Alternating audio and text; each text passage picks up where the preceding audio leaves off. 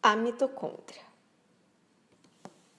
Mitocôndrias e cloroplastos são organelas delimitadas por membranas, a membrana interna e externa, a quais permitem que as células adquiram energia a partir de diversas fontes. Mitocôndrias são encontradas em todos os organismos eucarióticos, enquanto que cloroplastos apenas em vegetais. Tanto cloroplastos quanto mitocôndrias se assemelham a bactérias. Isso porque, evolutivamente, acredita-se que ambas as organelas são derivadas da fagocitose de bactérias que resistiram então ao processo de digestão. Esta teoria é conhecida como endossimbiose. Mitocôndrias ocupam um volume significante em células eucarióticas. Geralmente são descritas como cilindros rígidos e alongados. Cada mitocôndria é limitada por duas membranas altamente especializadas, a membrana externa e interna, as quais juntas definem os compartimentos de espaços intermembranas e matriz, os quais possuem, então, composições bioquímicas específicas. A membrana externa contém diversas moléculas de porinas, uma proteína transportadora que forma canais aquosos, permitindo então a passagem de moléculas como pequenas proteínas. Visto que maior parte destas moléculas não conseguem ultrapassar a membrana interna, o espaço intermembranas é quimicamente equivalente ao citosol. Já a membrana interna, ela é altamente especializada, contendo grandes proporções de fosfolipídios duplos, que são as cardiolipinas, os quais são constituídos então de 4 ácidos graxos, tornando-a então impermeável a íons. Além disso, há inúmeras proteínas transportadoras específicas para metabólitos de enzimas mitocondriais, além de enzimas de membrana. A membrana interna, geralmente ela apresenta pregas, as denominadas cristas, os quais são importantes para o aumento da sua área.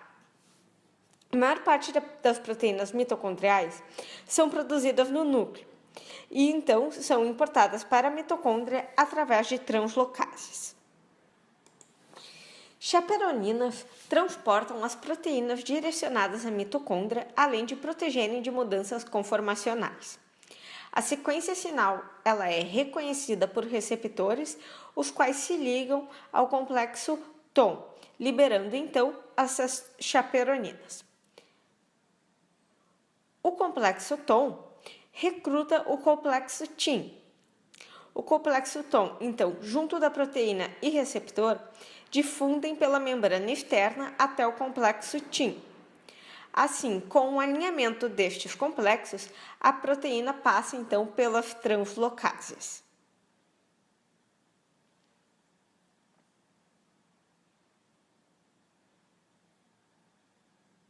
Por fim, esta proteína é puxada para a matriz com a ajuda da proteína HSP79.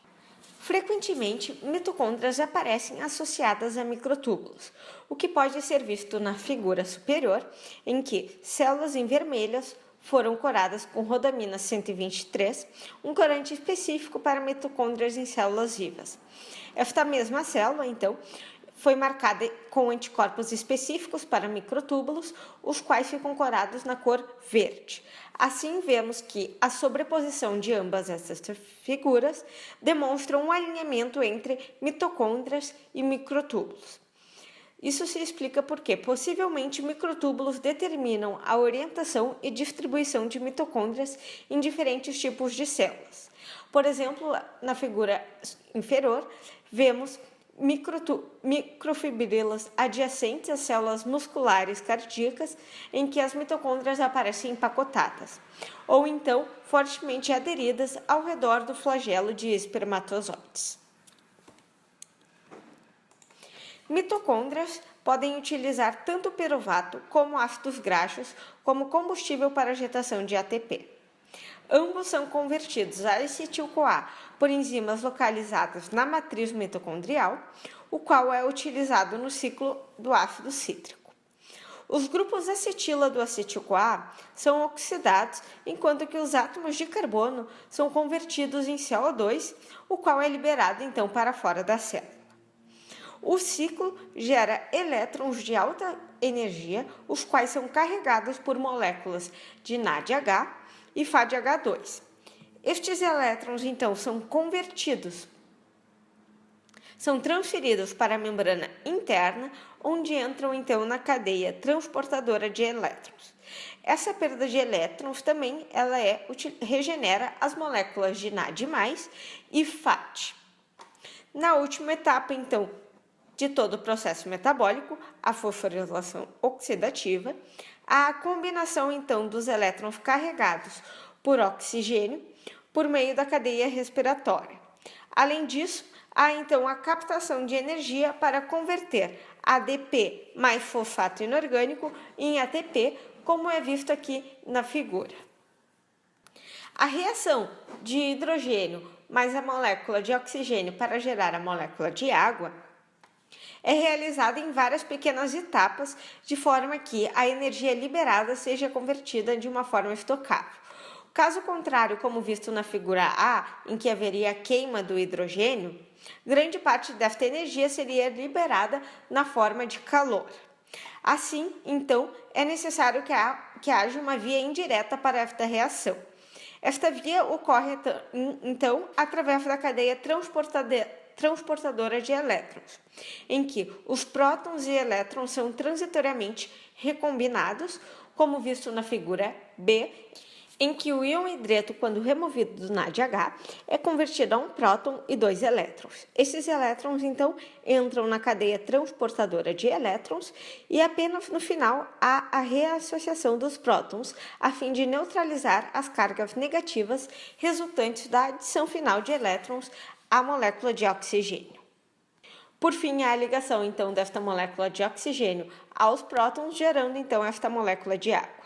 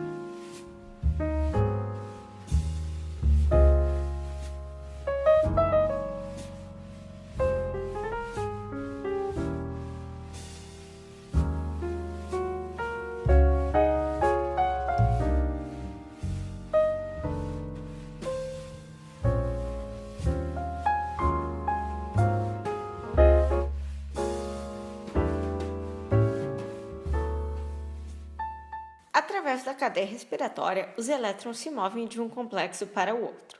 Esta transferência está acoplada à captação e à liberação de prótons, ou seja, a movimentação de elétrons bombeia prótons através da membrana interna. Como consequência, é gerado um gradiente de pH através da membrana interna e um gradiente de voltagem em que vemos o lado interno negativo e o lado externo positivo. O gradiente de pH força, então, a passagem de hidrogênio para a matriz e, ao mesmo tempo, a retirada de íons OH para fora, reforçando, então, o potencial de membrana, ou seja, tornando o interior mais negativo e o exterior mais positivo. Juntos, os gradientes de voltagem e de pH constituem o gradiente eletroquímico de prótons, o qual é responsável por exercer uma força próton-motriz. O gradiente eletroquímico de prótons é utilizado para a produção de ATP pela conversão de ATP e fosfato inorgânico através da ATP sintase. À medida que os prótons passam pelo canal da ATP sintase, eles promovem a movimentação do anel do rotor.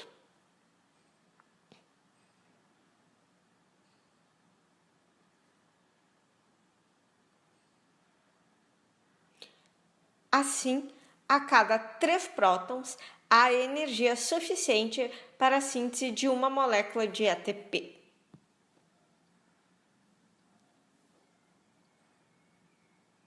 Além da síntese de ATP, o gradiente eletroquímico de prótons promove outros transportes.